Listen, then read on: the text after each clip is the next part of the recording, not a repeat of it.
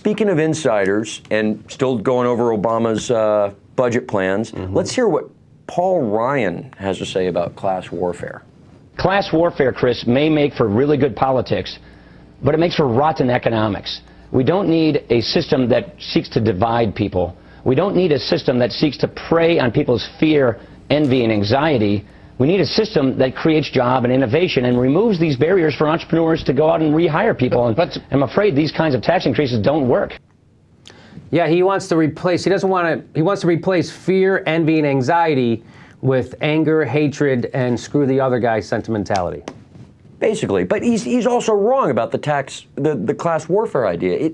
If you have an economy where more and more and more power and money is in the hands of fewer and fewer people, you're not going to be able to efficiently allocate the resources to the rest of that society. It's like, have you ever had a meeting with somebody who's a billionaire? No. I have a couple times, and you do, because if Yes, you're out looking for money for businesses and get started, you got to meet with everybody. And instead of meeting with like 10 or 11 people who have 6 things on your plate, you're meeting with one person who's got like 1,200 things on their plate. And what they're most interested about is their lunch and where they're going skiing next week, not about starting a business. They'll sit down and they'll tell you they're worried about everything because they don't have the answers for anything else either. Like looking at people like Warren Buffett or someone else say, oh, they've got a plan, they know what's going to happen. Nobody does.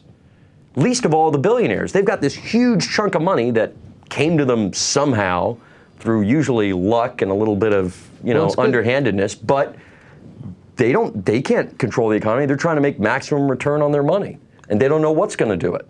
By the way, this whole thing of raising taxes, we don't want to raise taxes on job creators and raise taxes on job.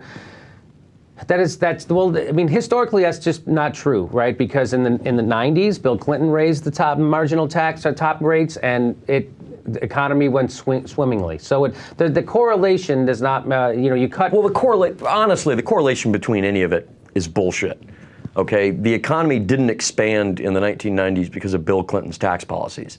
It expanded because you finally had technologies that were invested in by the military-industrial complex come to fruition and enter the open market.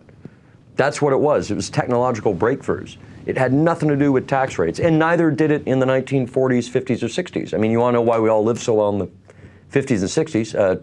White people lived so well in this country. Certain white people. Well, most of them did. It was because the entire industrialized world was destroyed. So nobody had any other option to buy anything but American. Okay. And we're recovering from that massive,